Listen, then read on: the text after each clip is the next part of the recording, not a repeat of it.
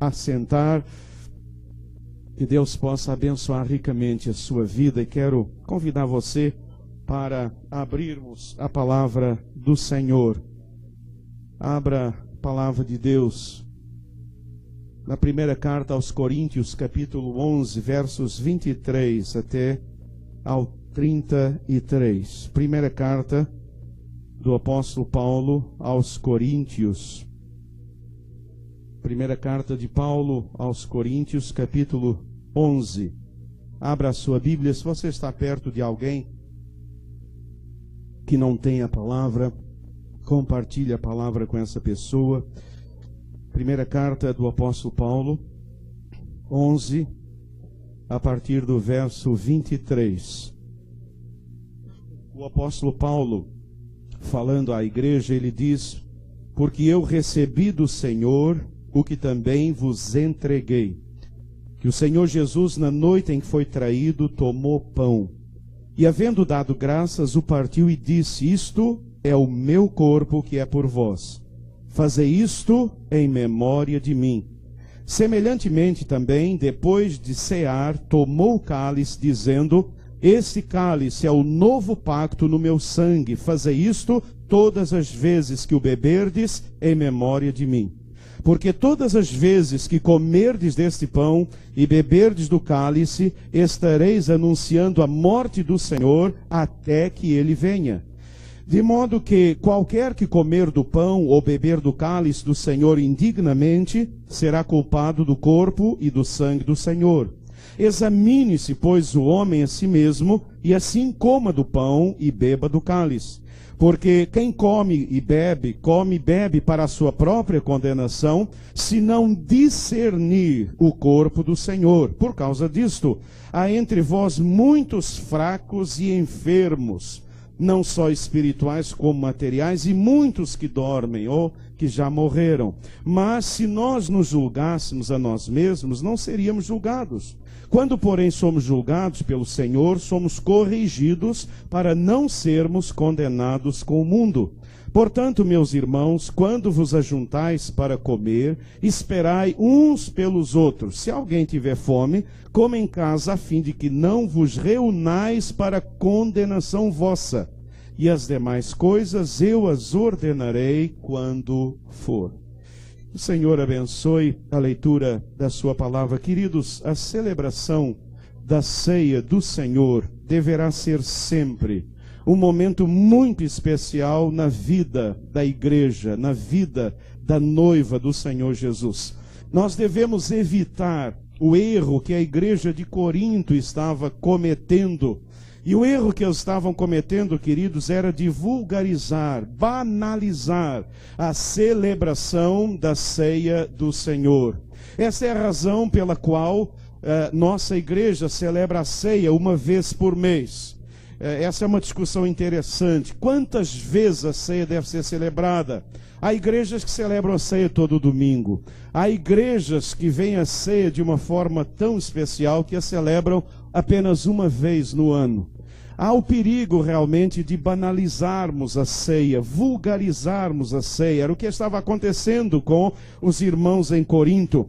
Aqueles irmãos, de acordo com o apóstolo Paulo, parece que estavam mais interessados no comer e beber que antecedia a ceia, aquela festa do ágape, a festa do amor, do que propriamente na celebração da ceia. Havia um momento muito alegre, um momento muito feliz em que a igreja se reunia, os irmãos juntos comiam, riam, brincavam, tinham uma comunhão muito gostosa, e depois a ceia. Mas quando se chegava ao momento da ceia, parece que aqueles irmãos não estavam mais muito interessados, não entendiam o que estavam fazendo, e essa é a razão da exortação do apóstolo Paulo, lembrando a eles e a nós as oportunidades maravilhosas e únicas que a ceia do Senhor nos oferece ou nos proporciona. É sobre isso que eu quero lhes falar nesta manhã. E o tema que eu quero compartilhar com vocês, queridos, é esse: oportunidades à mesa do Senhor.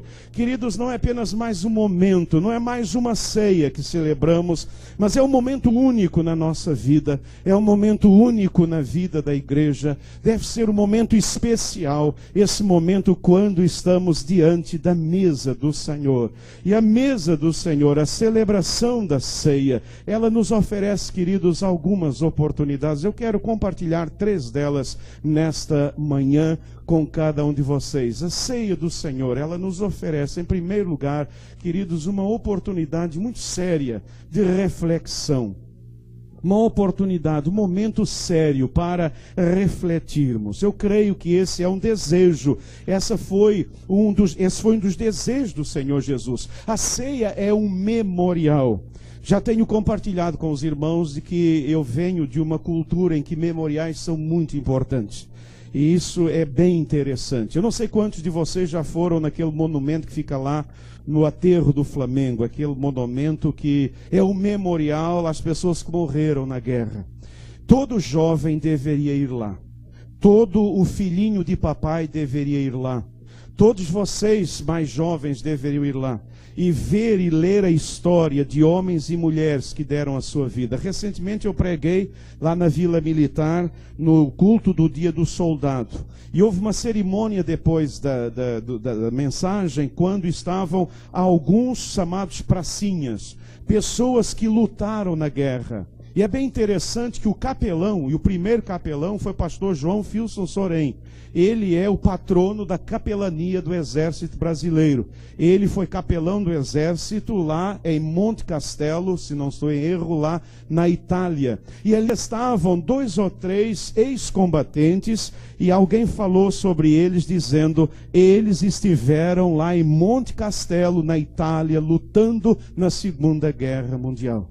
E ali eu fiquei olhando aquelas pessoas, as lágrimas vieram, porque eu lembrei que se eu posso hoje ter liberdade, foi porque homens como aqueles estiveram na guerra. E quantos deram a sua vida? Hoje nós temos uma juventude absolutamente egoísta, porque não tem mais a vivência desses memoriais. Os memoriais servem para lembrar, para nos levar a uma reflexão profunda. Normalmente, memoriais são momentos de profunda introspecção. Um dos memoriais, existem 2 que me marcaram profundamente, mas um dos memoriais que mais me marcaram, que acabaram comigo emocionalmente, está lá em Israel. Talvez alguns de vocês já tenham estado lá. É o memorial que lembra as crianças que foram mortas na guerra, que foram mortas naquele período. E você entra lá, e é bem interessante porque eles colocaram uma vela, e com um jogo de espelhos parece que dá 1 milhão de fotos, não é? Assim, nas paredes, fica lá uma luzinha brilhando. Você entra, tudo é um silêncio, você vê tudo escuro, com muitas luzinhas brilhando. E à medida em que você vai entrando, uma voz pausada de homem e de mulher vai dizendo, lendo os nomes e dizendo o nome da criança e o lugar de onde ela era e onde ela morreu. E é uma voz pausada, é uma voz gutural. E você vai entrando, e aquilo vai entrando em você. E você se desfaz em lágrimas. E você diz, Deus, que nunca mais aconteça algo como isso que aconteceu. Então, queridos, memoriais servem para reflexão profunda. E era isso que estava faltando na igreja em Corinto. O pessoal ia para a ceia alegre demais. Então, a ceia é essa oportunidade de reflexão. Pensar. Crente é gente que pensa. Crente é gente que pensa. Crente que não pensa não é crente. Não há condição de conversão sem pensar, sem refletir. Então gostaria que nós refletíssemos por alguns momentos sobre 2 questões bem sérias. A primeira, reconhecendo o amor de Jesus na encarnação. Irmãos, refletir no quanto Jesus nos amou, refletirmos um pouco na realidade da encarnação de Cristo, ou seja, o Senhor se tornar carne, se tornar humano. Abra a sua Bíblia em Filipenses, capítulo 2, versos 5 a 11, onde temos um texto precioso que nos fala algumas verdades acerca das quais precisamos refletir, pensar, entronizar, introjetar dentro de nós mesmos. Filipenses 2, 5 a 11. irmãos, diz assim o apóstolo: de sorte que haja em vós o mesmo sentimento que houve também em Cristo Jesus.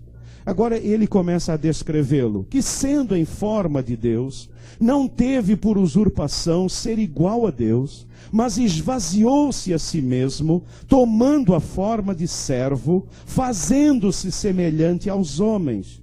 E achado na forma de homem, humilhou-se a si mesmo, sendo obediente até a morte e morte de cruz. Por isso também Deus o exaltou soberanamente e lhe deu um nome que é sobre todo nome, para que ao nome de Jesus se dobre todo o joelho dos que estão nos céus e na terra e debaixo da terra, e toda a língua confesse que Jesus Cristo é o Senhor, para a glória do Pai. Queridos, quando lemos o texto, quando olhamos para Jesus, muitas vezes nós esquecemos duas verdades que esse texto nos lembra. Uma que eu quero compartilhar e refletir alguns instantes. O Senhor se esvaziou.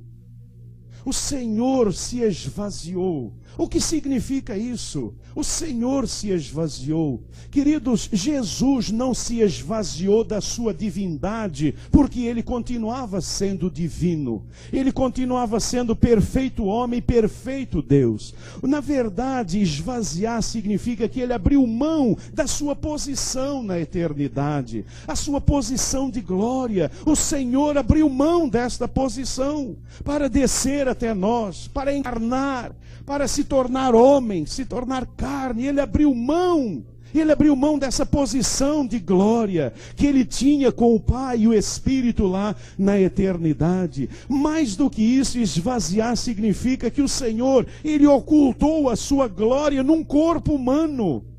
A glória estava lá, mas ela estava ocultada, ela estava escondida nesse corpo. Por exemplo, quando há aquele momento da transfiguração, a sua glória vem, a sua glória está lá o tempo todo, mas Jesus a esconde. Jesus abre mão de toda a sua posição e ele oculta a sua glória. Ele fez tudo isso, igreja, porque ele tanto nos amou. E naturalmente não há palavras para poder explicar o quanto isso custou a pessoa bendita do Senhor Jesus Cristo. Vejam, ele continuava sendo Deus poderoso, a glória continuava sobre ele, mas ele a oculta, ele a esconde no seu corpo. E ele se torna homem, homem como nós, sofrendo como nós, pelo tanto que ele nos amou. Irmãos, como compreender esse amor? Como compreender esse amor? Como diante desse amor não abrirmos mão de posições? Como diante desse amor não abrirmos mão de tantas coisas que temos? Como diante disso não seguirmos o exemplo bendito e maravilhoso do Senhor Jesus Cristo? Mas veja, o amor dele é tão grande que ele não apenas se esvazia. Jesus não apenas abre mão da sua posição. Jesus não apenas oculta a sua glória, mas ele se humilha. E eu não consigo entender isto. Irmãos, por mais que leia, por mais que medite, eu não consigo entender. A palavra de Deus diz que ele se humilha. Ele abriu mão dos seus direitos. E ele é obediente até a morte e morte de cruz. E meus amados irmãos, eu leio esse texto, eu medito nesse texto, e eu me pego de vermelho diante de Deus, corado de vergonha diante do Senhor, dizendo: Senhor, quantas vezes não abri mão dos meus direitos, Senhor, quantas vezes eu fui orgulhoso, Senhor, tem misericórdia da minha vida. O Senhor nos amou tanto, igreja, que ele se humilhou, o Filho de Deus. Irmãos, olha, é o Filho de Deus, é o Filho de Deus. Irmãos, é muito mais do que a pessoa mais poderosa que já possa ter existido na face da terra. É o Filho de Deus, é o Senhor da glória, ele estava na glória. A Bíblia diz que todas as coisas foram feitas por ele e para ele. Sem ele, nada do que foi feito se fez. Ali está o Filho de Deus, o Senhor da glória. E ele se esvazia de tudo isto. E ele se humilha. Ele abre mão de tudo, até a morte e morte de cruz. Como ovelha muda foi levado ao matadouro e não se ouviu uma voz. Irmãos, quanto amor do Senhor por mim, incompreensível amor. Irmãos, diante deste amor eu só posso me ajoelhar, colocar a boca no pó e dizer: Senhor, tenha misericórdia, Senhor, tenha compaixão de mim, Senhor, me ajude a ser humilde como o Senhor. Deus tenha misericórdia. Irmãos, a gente faz um curso, coloca um diploma na parede, a gente consegue uma promoção, se acha o tal e a tal. Às vezes vamos a determinados lugares encontrar determinadas pessoas que se acham deuses e deusas, e aquelas pessoas nos tratam de forma como se tivessem um rei na barriga, como se fossem pessoas tão importantes. Eles se acham tão importantes, e o meu Senhor, o seu Senhor, o nosso Salvador, Ele se esvaziou de tudo. Ele se esvaziou. Lembram lá diante de Pilatos, quando Pilatos disse: não dizes nada, não sabes que eu tenho poder? O Senhor olhou para Pilatos, e eu queria ver aquele olhar de Jesus, mas é um olhar de ternura, e o Senhor disse: nenhum poder teria se do alto não te fosse dado. Irmãos, aqui há uma verdade que nós precisamos entender, porque dizem os políticos, dizem as pessoas aí, que todo poder emana do povo e em seu nome deve ser exercido. Isso não é verdade. Todo poder emana de Deus. Todo poder emana de Deus. Todo poder emana de Deus. E Jesus olha para Pilatos e Jesus diz a Pilatos: nenhum poder terias se do céu não te fosse dado. Se eu quisesse, nesse instante, meu Pai mandaria uma legião de anjos para me soltar. Irmãos, uma legião romana tinha cerca de 6.000 soldados. Vocês já imaginaram 6.000 anjos? Você lembra o que fez um anjo lá no Velho Testamento? Um anjo matou 350.000 ou 185.000 daqueles outros. Você já imaginou uma legião de anjos? O Senhor disse: se eu quisesse agora. Mas o Senhor abriu mão de tudo isto. Cuspiram no Senhor. Você sabe quem prendeu Jesus? Foram os capitães do templo. As pessoas que eram encarregadas pelo templo santo de Israel.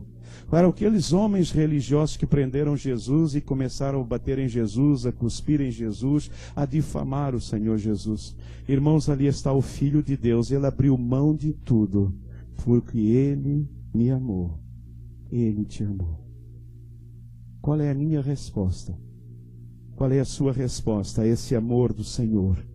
Mas, queridos, eu gostaria que nós refletíssemos acerca de uma outra verdade, discernindo o amor de Jesus na crucificação. Abra lá em Gálatas, capítulo 3, verso 13, e veja o que diz a palavra de Deus.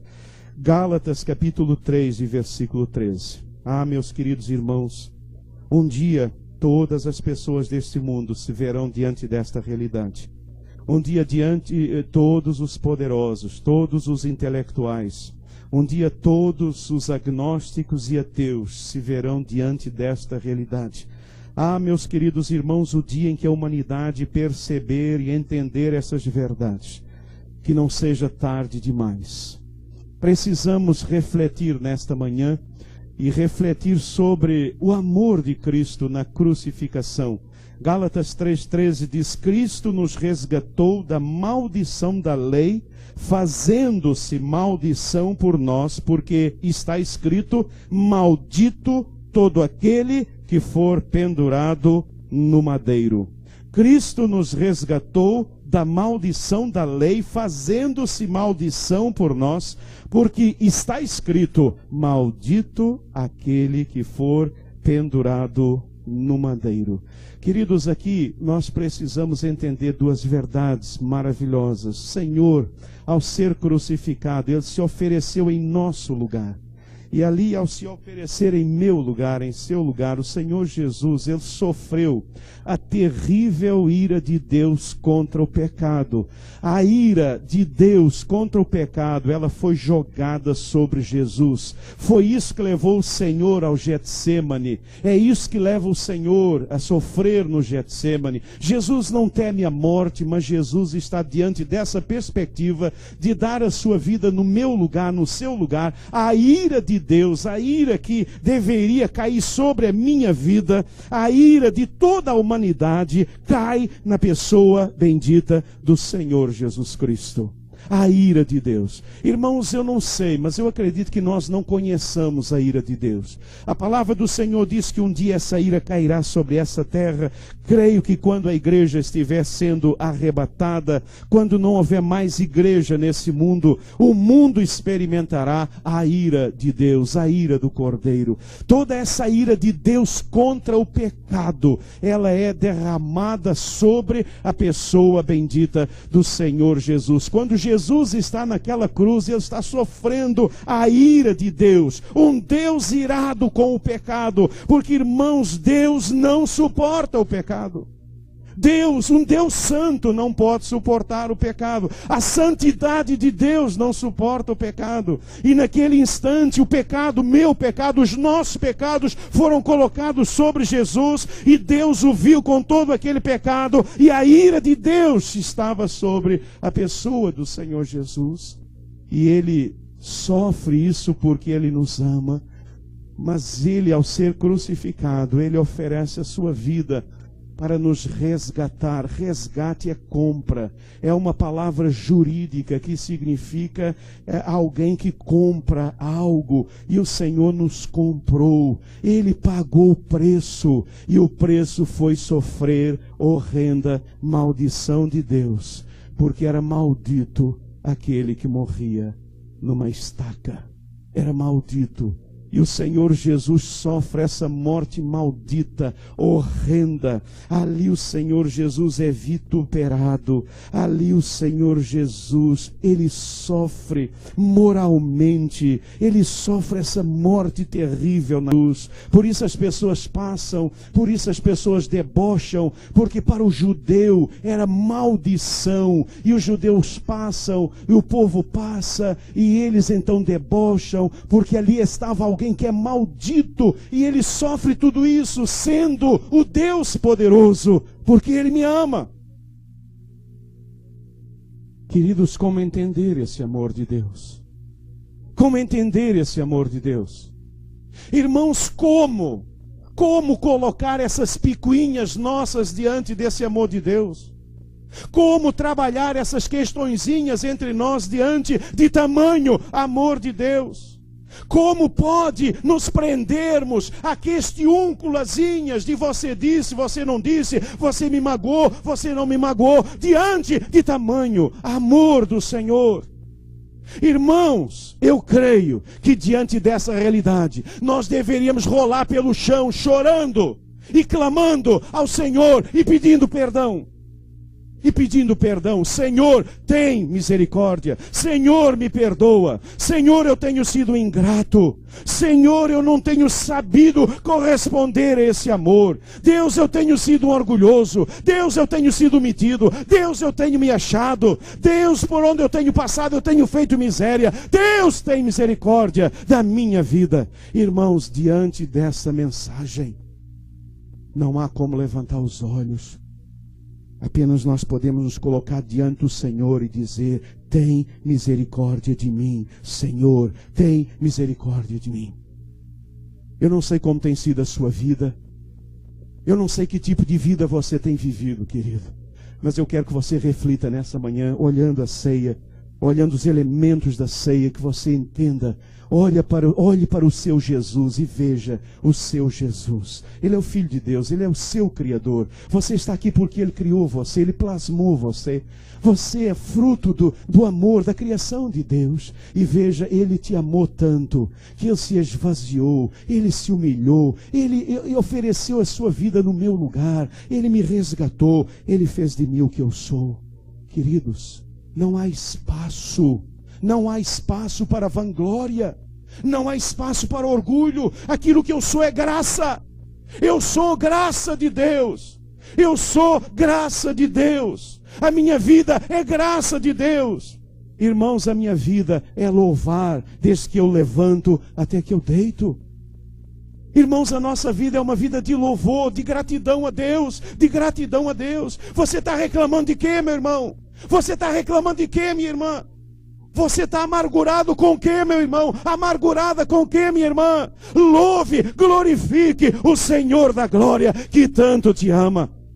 Irmãos, diante dessa mensagem, as nossas queixas caem por terra. Essas queixas, cadê Deus? Por que isso está me acontecendo? Por que o Senhor está permitindo? Olha para a cruz. Olha para a cruz. Olhe para a cruz. Meu irmão, você está desse jeito porque você não está olhando para a cruz. Olhe para a cruz. Essa cruz que cantamos nessa manhã. Essa cruz onde Ele morreu. Essa cruz onde está, de onde emana o amor maior. O amor do Senhor por nós. Mas, queridos, a celebração da ceia, ela nos oferece, em segundo lugar, uma outra oportunidade. E eu quero compartilhá-la. Irmãos, é uma oportunidade de restauração. Uma oportunidade de restauração. A ceia nos oferece uma oportunidade de restauração. Nos quebrantando diante do Senhor. Nós precisamos nos quebrantar. Nós não podemos participar da ceia sem quebrantamento. Abra lá em Lucas 15, de 13 a 17. E veja o que diz lá a palavra de Deus. Lucas capítulo 15, versículos 13 a 17. E poucos dias depois, o filho mais novo, ajuntando tudo, partiu para uma terra longínqua e ali desperdiçou os seus bens, vivendo dissolutamente. E havendo ele gastado tudo, houve naquela terra uma grande fome, e começou a padecer necessidade. E foi e chegou-se a um dos cidadãos daquela terra, o qual o mandou para os seus campos a apacentar porcos. E desejava encher o seu estômago com as bolotas que os porcos comiam, e ninguém lhe dava nada. E tornando em si, disse: quantos jornaleiros de meu pai têm abundância de pão, e eu aqui pereço de fome. Esse pródigo é você. Você que tem andado longe dos caminhos do Senhor. E nesta manhã o Senhor te oferece uma oportunidade maravilhosa. A oportunidade que o Senhor deu a esse moço, de você se quebrantar agora diante do Senhor, reconhecendo o seu viver rebelde, o seu viver pecaminoso. Reconheça isso nessa manhã, se quebrante diante do Senhor. Irmãos, todo o pecado é consequência de rebeldia. Todo o pecado é consequência de rebeldia. Todo pecador é um rebelde. O problema do pecado é rebeldia no coração do homem. É a rebeldia. Você que tem sido rebelde, reconheça. Foi isso que aconteceu com o pródigo. Ele era um rebelde. O que o levou a sair de casa foi a rebeldia. Ele era rebelde. Ele não aceitava a orientação e a direção do pai, a autoridade do pai. Ele era rebelde e saiu de casa. E ao sair de casa, por causa da rebeldia, tudo deu errado. Como está dando errado na sua vida? Você se afastou do Senhor, se afastou da igreja, meu irmão, minha irmã, porque você é rebelde. Por causa de rebeldia. Irmãos, todos os nossos argumentos, na verdade, são para esconder a nossa rebeldia. Todos os nossos argumentos são sofismas filosóficos para esconder uma coisa só: eu sou um rebelde. Você é um rebelde, você é uma rebelde. Assuma isso nessa manhã e pare de tentar justificar. Mas não apenas reconheça, se arrependa, como aquele moço se arrependeu. Ele caiu em si, ele reconheceu: quantos empregados de meu pai têm comida, pão, e eu aqui passando fome. E naquele instante ele não apenas se reconhece, mas ele se arrepende do seu viver rebelde. Se arrependa nessa manhã. Diga: Deus, eu me arrependo da minha rebeldia. Diga: Deus, tenha misericórdia. Caia em você. O que você precisa fazer é cair em você mesmo. Irmãos, vivemos numa sociedade de pessoas que se habituaram a transferir responsabilidades. Nós precisamos assumir responsabilidade. Eu sou responsável. O que me impressiona nesse filho pródigo, o que me impressiona é que ele não transfere responsabilidade. Ele não diz que a culpa é do pai, a culpa é do irmão. Ele reconhece: eu sou rebelde. Eu estou nessa situação porque eu sou rebelde. Para de colocar a culpa nos outros, a culpa no pai, a culpa na mãe, a culpa na escola, a culpa no governo, a culpa no pastor, a culpa na igreja. Irmãos, nós vivemos culpando tudo e todos, ao invés de dizermos: Deus, O problema não são os outros, o problema é minha rebeldia. Deus, eu sou um tremendo de um rebelde. Eu não aceito a autoridade de ninguém, nem do Senhor. Eu quero ser autônomo, eu quero ser dono do meu nariz, eu quero ser dono da minha vida, eu quero fazer o que eu quero. Deus, eu não quero estar debaixo de autoridade de ninguém. Esse é o meu problema.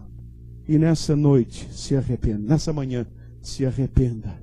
A ceia, queridos, é uma oportunidade de nos quebrantarmos, mas a ceia é também uma oportunidade de nos reconciliarmos com o Senhor. Continue lendo o que diz o texto, lá em Lucas 15, 18 a 20. Olha o que diz esse moço: levantar-me-ei e irei ter com meu pai e dir-lhe-ei: Pai, pequei contra o céu e perante ti. Já não sou digno de ser chamado teu filho. Faze-me como um dos teus empregados, jornaleiros. E levantando-se foi para o seu pai. E quando ainda estava longe, viu seu pai, se moveu de íntima compaixão e correndo, lançou-se-lhe ao pescoço e o beijou. Aleluia! Louvado seja o nome do Senhor. Irmãos, o que esse filho fez é o que você precisa fazer. Ele decidiu voltar para a comunhão com o Pai.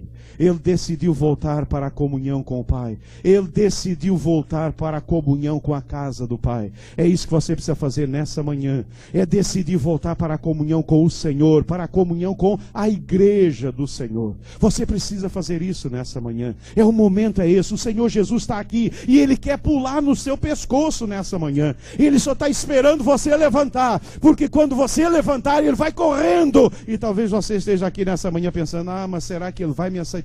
Pastor, mas o irmão não sabe o que eu tenho feito. Eu não sei, mas o Senhor te ama e Ele está esperando que você levante aí e venha correndo para que Ele te abrace e Ele diga: esse meu filho estava perdido e foi achado. E começaram a se alegrar. Louvado e bendito seja o nome do Senhor. Queridos, a ceia, não perca esta oportunidade.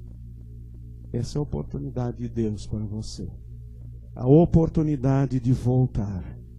A oportunidade de vir para a comunhão com o Senhor, para a comunhão com a igreja do Senhor. Irmãos, eu sei que a igreja tem problemas. Igrejas têm problemas porque são feitas de pessoas. E pessoas têm problemas. E você sabe de uma coisa? Você sabe por que é que nós temos problemas? Para aprender a amar e aprender a crescer. Você já imaginou, vocês que são casados, um casamento sem problemas? Ia dar em separação. Ia dar em separação. E você viria ao gabinete pastoral e dizer: estou me separando, pastor. Por quê? Porque não tem problema. A vida lá, pastor, é muito monótono. É muito monótono na nossa vida. Não tem problema nenhum. Não tem problema nenhum. Irmãos, o que torna a vida vida são as lutas e as dificuldades do dia a dia. E é nessas lutas, é nessas dificuldades que a gente cresce, que a gente amadurece como pessoa. E vamos crescendo. É assim na igreja também. É assim na igreja. O irmão às vezes falha com você para que você possa testar o seu amor. Uma vez perguntaram para Jesus: Senhor, até quantas vezes eu devo perdoar o meu irmão? Até 7? Puxa, 7 é demais. E o Senhor disse: olha, não diga até 7, mas até 70 vezes 7. Ou seja, sempre exercitar o perdão, crescermos. É para isso que existe a igreja. É por isso que nós somos igreja. Então, querida, a igreja tem problemas, a igreja tem dificuldades, a igreja tem tantas coisas que acontecem no seio dela, como acontecia com os discípulos do Senhor. Hoje mesmo eu estava lendo aquele texto quando o Senhor fala com os discípulos sobre a sua ida à cruz, sobre a sua morte na cruz, e o Senhor fala e o Senhor compartilha com eles, e eles vêm andando pelo caminho, e lá pelas tantas o Senhor pergunta: o que é que vocês estavam conversando? Sabe o que é que eles estavam conversando? Qual deles seria o maior? Qual deles seria o maior? E um deles até chega, ou dois deles chegam, diz, a mãe dele chega e diz: olha, Senhor, quando o Senhor se sentar no seu reino, deixa o meu filho sentar um à direita e outro à esquerda. Eram discípulos do Senhor, andavam com o Senhor. Quer saber? Havia um deles, andou 3 anos e não se converteu. E a minha pergunta é: como é que Jesus não conseguiu converter Judas? Ele andou 3 anos com Jesus e não se converteu. Como é que uma pessoa pode andar 3 anos com Jesus, compartilhar 3 anos com Jesus e não se converter? Foi o que aconteceu com Judas. Então, queridos, há pessoas na igreja que estão na igreja, mas não são convertidas. É verdade, é verdade. Há pessoas que estão na igreja, mas elas não estão convertidas. Há até no Novo Testamento o caso de um homem chamado Simão Mágico, que foi batizado e não era convertido. Batizado e não era convertido. E batizado pelos apóstolos. Não foi nem por mim. Pensou? Batizado pelos apóstolos e não era convertido. Porque quando ele viu os apóstolos derramar o Espírito Santo, ele disse: eu quero comprar esse poder. E Pedro diz: o teu dinheiro vai contigo à perdição. Mas ele era batizado. Ele era batizado. Mas ele não era convertido. Queridos, essa é a igreja do Senhor. Mas apesar de todas essas lutas e dificuldades, ela é a noiva que o Senhor virá buscar para estar com ele no céu para todo sempre. Então a ceia é essa oportunidade de restauração. Se quebrantando, reconheça que você tem sido rebelde, reconheça, se arrependa da sua rebeldia, decida voltar para a comunhão, não fique fora da comunhão com a igreja. Hoje é o dia de você voltar. Mas, queridos, para terminarmos a celebração da ceia, ela nos oferece em terceiro lugar uma oportunidade maravilhosa, a oportunidade de renovação. E eu creio que o Senhor deseja isto nesta manhã de cada um de nós, reafirmando o nosso amor, a nossa paixão pelo Senhor. Eu creio que o Senhor deseja que você reafirme nesta manhã essa verdade diante do Senhor. João 14, 21. Abra lá a sua Bíblia. Evangelho de João, capítulo 14, verso 21. E veja o que diz lá a palavra de Deus. Quem tem os meus mandamentos e lhes obedece, esse é o que me ama. Aquele que me ama será amado por meu Pai, e eu também o amarei e me revelarei a ele. Quem tem os meus mandamentos e lhes obedece, esse é o que me ama.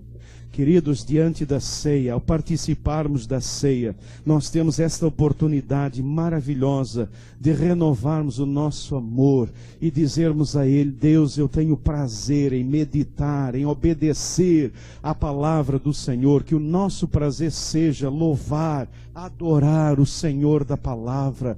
Que nesta manhã, meu irmão, minha irmã, você que é do Senhor, que você tenha esse prazer, que o seu prazer seja meditar, obedecer. Bem-aventurado o varão que na palavra medita de dia e de noite. Irmãos queridos, nós temos tempo demais e nós estamos usando mal o nosso tempo. Ou nós nos voltamos para a palavra, ou nós seremos cada vez mais vazios. Irmãos, nós precisamos disciplinar televisão, nós precisamos disciplinar internet, nós precisamos disciplinar smartphone, iPad, etc. Inclusive, eu me peguei nesse negócio. Ir para reunião com iPad é bem legal, até porque você também dá uma onda, tira uma onda em cima dos outros, né? Você curte uma onda, aqui o meu iPad e tal, né? Curte uma onda. Só que lá pelas tantas você se pega entrando na internet e vendo coisa que não tem nada a ver, como você está fazendo aí agora com o seu telefone aí escondidinho, aí olhando lá na internet, em vez de estar prestando atenção no sermão. É isso aí, é isso aí. Nós precisamos nos disciplinar. Vocês sabem qual é o casal do futuro, que já é do presente? Nós vimos esse casal domingo quando fomos almoçar juntos. Foi até a Esté que me falou. Tem um casal numa mesa almoçando junto. Um teclando no celular dele e o outro teclando no outro. Talvez estivesse até teclando um com o outro, né? De repente. Mas, irmãos, nós temos tempo, mas nós não temos mais prazer em estar na presença do Senhor. A gente diz: não, é que eu coloco 20 Bíblias no meu celular. É verdade, mas você não lê nenhuma delas. Não, eu tenho uma porção de tradução. É verdade, mas você não lê coisa nenhuma. Você, na verdade, isso aí é pretexto. Você bota na Bíblia quando o irmão olha. Quando o irmão tira o olho, você passa lá para o Google e fica lá. Então, queridos, nós precisamos nos disciplinar.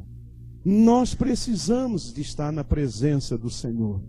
Nós precisamos, irmãos, parar. Nós precisamos desligar toda a nossa parafernália tecnológica, abrir a palavra de Deus e dizer: Deus, fale comigo através da sua palavra. E quando o Senhor fala, então você pode louvá-lo. E nesta manhã você tem essa oportunidade de dizer: Deus, eu quero renovar a minha vida contigo. Deus, eu não tenho tido prazer, eu não tenho andado com o Senhor, eu preciso andar com o Senhor. Nessa manhã, meu irmão, minha irmã, que você possa reafirmar o seu amor, a sua paixão. E esse amor e essa paixão, diz lá João: aquele que me ama é aquele que tem os meus mandamentos e os guarda. Então, meu irmão, medite, obedeça a palavra de Deus. E quando nós meditamos e obedecemos a palavra, a nossa vida então é louvor, a nossa vida é adoração ao Senhor. Mas nesta manhã é a oportunidade de renovação, de reafirmar o nosso amor, a nossa paixão pela obra do Senhor. Abra lá 1 Coríntios 15, 58. E veja o que diz a palavra de Deus. Primeira carta aos Coríntios 15, 58 diz lá: portanto, meus amados irmãos, mantenham-se firmes e que nada os abale. Sejam sempre dedicados à obra do Senhor, pois vocês sabem que no Senhor o trabalho de vocês não será inútil. Irmãos, é hora de renovar, é hora de reafirmar o nosso amor, a nossa paixão pela obra do Senhor, nos disponibilizando para servir na obra, nos comprometendo em servir ao Senhor da obra. Irmãos, nós precisamos de compromisso com a obra do Senhor, com a obra do Senhor. Existe hoje uma tendência bem interessante nas igrejas de um modo geral, ir acabando com os cultos. Vocês sabem que hoje muitas igrejas não tem mais culto de manhã e à noite, é demais. E a ideia é, não, de manhã é para ficar com a família. De manhã é para ficar com a família. E aí, meus amados irmãos, a gente vai se afastando cada vez mais da obra do Senhor, de servir ao Senhor da obra.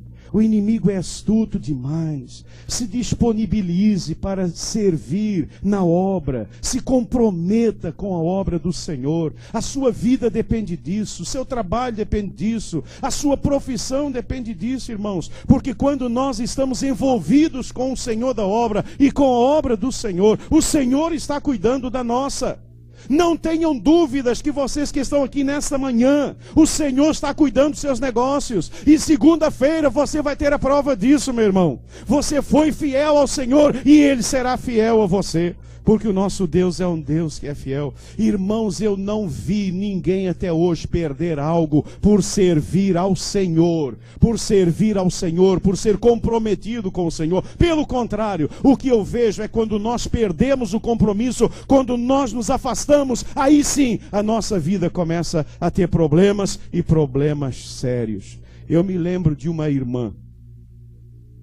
Quando eu conto histórias, não é dessa igreja, é das igrejas anteriores. O esposo daquela irmã era comprometido com a obra. Aquela irmã vivia implicando com ele. Um dia eu a adverti. Eu disse: minha irmã, cuidado. Ela disse: não. Ele era comprometido com a obra do Senhor. E ela encheu tanto, que ele fez a vontade dela. Sabe o que aconteceu com aquele homem? Ele se afastou dos caminhos do Senhor. Ele foi para o mundo. E aquela mulher foi lá pedir para orar pela volta do marido para Cristo. Adivinha qual foi a minha reação? Eu não oro. Assuma a sua responsabilidade. Foi a vontade que eu tive. Mas a gente não pode falar o que a gente tem vontade, mas aquilo que o Senhor quer que a gente fale. E eu fiquei pensando.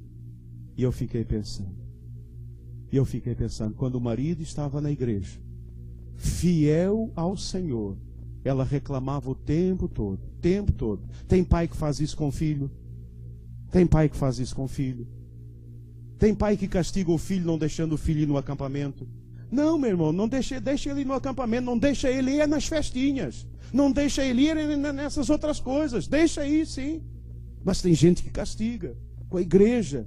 Não, castiga de outra forma. Irmãos, fazer a obra de Deus é algo tremendo e maravilhoso. Tremendo e maravilhoso. Naturalmente, eu não estou dizendo para você ser irresponsável. Naturalmente, a gente tem responsabilidades com a esposa, tem responsabilidade com o filho. Mas quando há um compromisso, quando há esse desejo, quando há esse amor, essa paixão pela obra, o Senhor cuida de nós. Meu irmão, se disponibilize para servir na obra, se comprometa em servir ao Senhor da obra, se comprometa com o Senhor, faça esse compromisso com Ele, você verá a diferença, você verá a glória de Deus na sua vida. Nessa manhã, assuma esse compromisso, nessa manhã renove o seu compromisso com o Senhor. Nessa manhã diga: Deus, eu amo o Senhor tanto, eu tenho prazer em meditar, eu tenho prazer em obedecer. Oh Deus, eu tenho prazer em te louvar, em te adorar. Deus, eu quero te servir. Deus, eu quero servir na tua obra. Deus, eu quero ter um compromisso contigo. O meu compromisso é com o Senhor. E quando nós temos essa atitude, irmãos, a nossa vida é uma vida transformada para a honra e glória do nome do Senhor. Que o Senhor faça isso nessa noite. A celebração da ceia, ela nos oferece 3 grandes oportunidades. A primeira é de reflexão na encarnação, na crucificação do Senhor. A segunda oportunidade é de restauração, arrepender, voltar correndo para os braços do Senhor. E a terceira oportunidade, renovação do nosso amor, do nosso compromisso com a pessoa bendita do Senhor Jesus. Que nessa manhã você possa refletir na encarnação, na crucificação, no amor de Cristo por você. Que nesta manhã você possa voltar, ou você possa aceitar Jesus como seu Senhor e seu Salvador. Volte para o Senhor, volte para a casa do Pai nesta manhã. Que nesta manhã, queridos, você possa reafirmar o seu amor, reafirmar a sua paixão pelo Senhor Jesus, pela obra do Senhor. Meu irmão, peça a Deus nessa manhã: Deus, aqueça meu coração. Deus, ateie o fogo do alto céu no meu coração. Deus, ateie o fogo do alto céu no meu coração. E que a celebração da ceia seja uma oportunidade de edificação, de salvação e de compromisso com a pessoa bendita do Senhor Jesus Cristo. Meu irmão, você não depende do seu marido para viver. Você depende de Jesus. Você não depende de sua mulher, você depende de Jesus. Você não depende do seu trabalho, você depende de Jesus. Você não depende da sua presidente, você depende de Jesus. Você não depende da sua saúde, você depende de Jesus. Você depende de Jesus, você depende de Jesus. Peça ao Senhor nessa manhã que Ele incendeie o seu coração, que Ele toque o fogo santo no seu coração e saia daqui para viver para a honra e glória do nome do Senhor. Seja o missionário disfarçado, onde você estiver, leve a mensagem do Evangelho, leve a mensagem do Senhor, onde você estiver, leve essa mensagem, e que o Senhor te abençoe rica e abundantemente. Amém e amém. Curve a sua cabeça, faça uma oração silenciosa, se prepare enquanto os diáconos estão vindo à frente e nós estaremos então distribuindo os elementos da ceia do Senhor.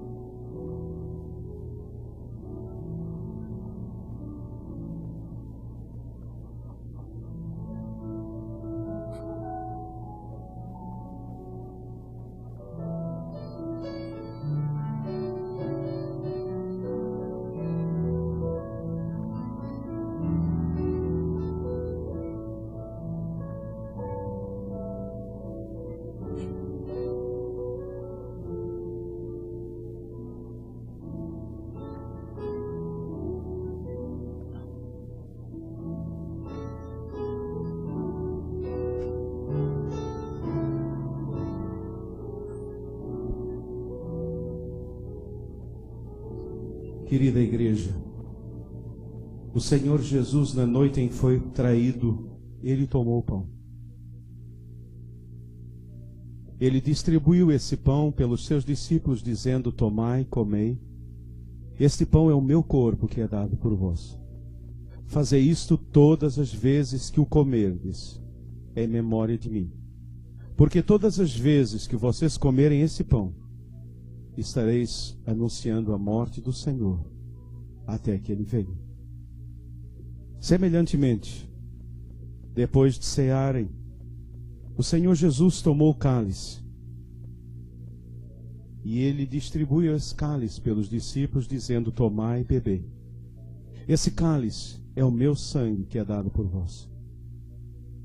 Fazei isto todas as vezes que o beberdes, em memória de mim. Este cálice é o meu sangue que é dado por vós. Irmãos, a ceia foi instituída após a Páscoa. Vocês conhecem a cerimônia da Páscoa. Havia um cordeiro que era comido, que simbolizava a libertação. Jesus é o Cordeiro de Deus que se deu por nós. Cálice simboliza o seu sangue derramado na cruz do Calvário por mim e por você. Vamos orar nesse instante, agradecendo ao Senhor por esta tão grande salvação. Quero convidar o diácono e o irmão Giovanni para nos levar a Deus nesta oração. Vamos ficar de pé em reverência a esse momento solene diante do Senhor da igreja e vamos orar.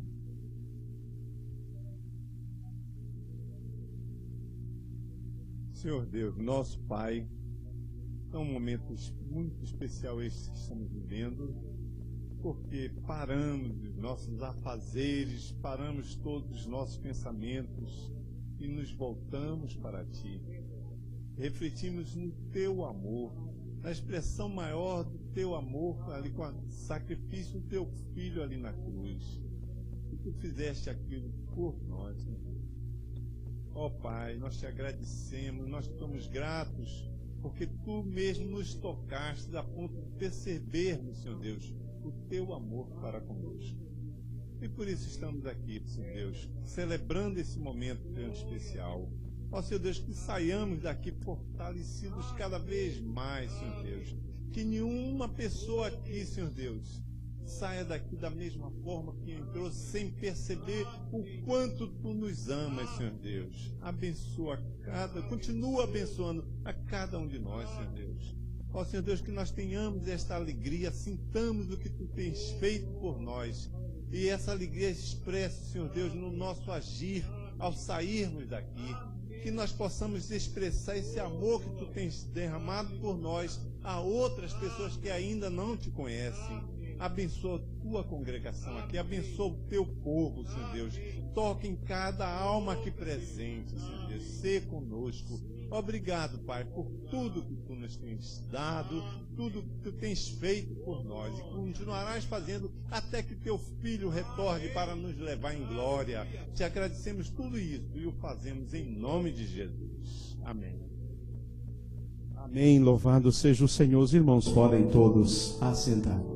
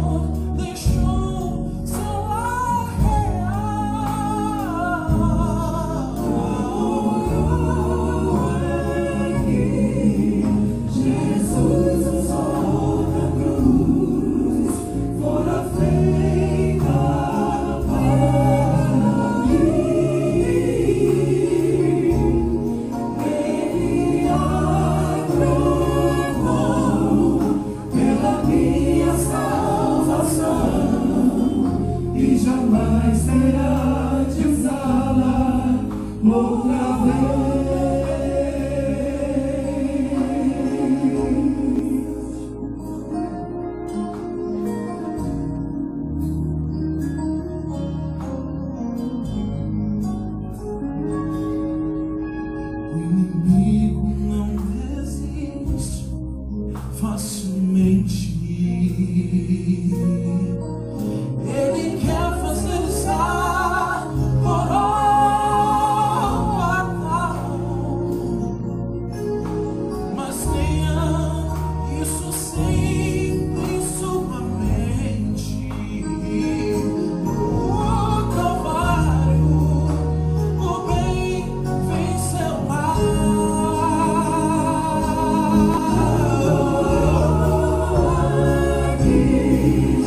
Jesus usou da cruz, fora feita para mim. Ele atraiu pela minha salvação e jamais terá de usá-la outra vez.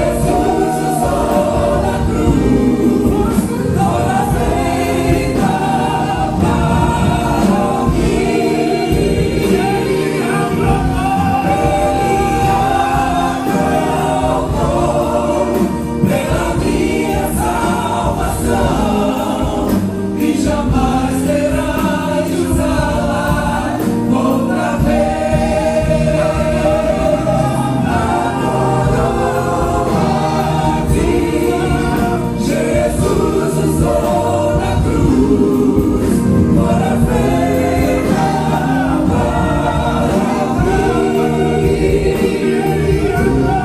Ele atrocou pela minha salvação e jamais terá de usá-la outra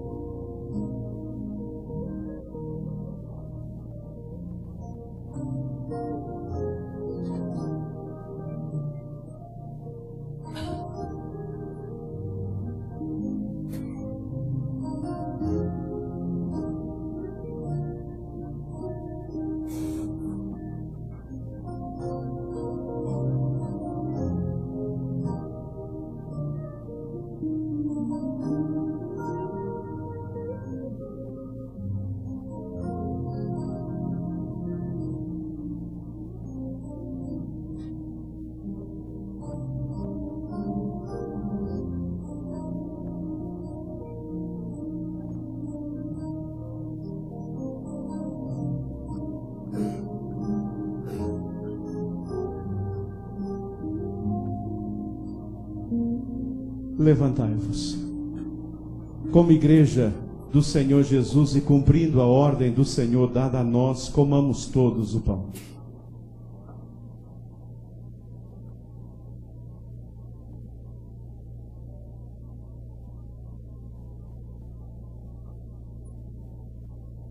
Querida igreja, em memória de Jesus e cumprindo a sua ordem dada a nós, bebamos todos o cálice.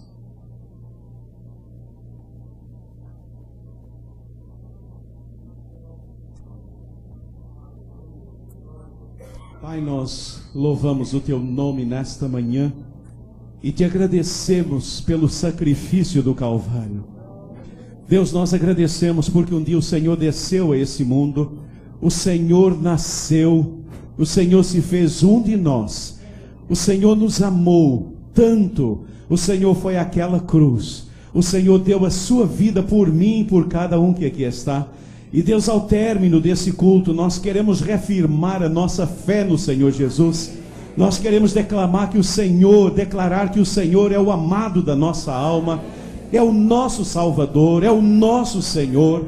Deus, nós queremos reafirmar nessa manhã que nós temos prazer no Senhor. É uma alegria estar na tua casa nessa manhã. Te louvamos e te adoramos. Ó Deus, nós dizemos que o Senhor é Deus Todo-Poderoso, Senhor da glória. Diante do Senhor todo joelho se dobrará.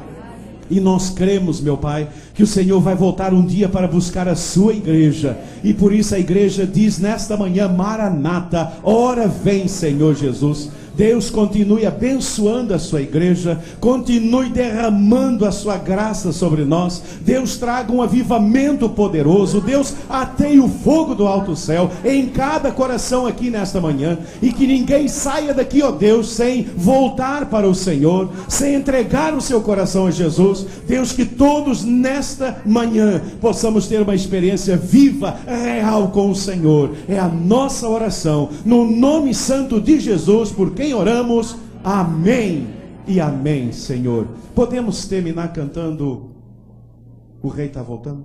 Podemos? Tem almoço hoje, irmãos? Falar nisso? Ninguém sabe. Então, se ninguém sabe, acho que não, né?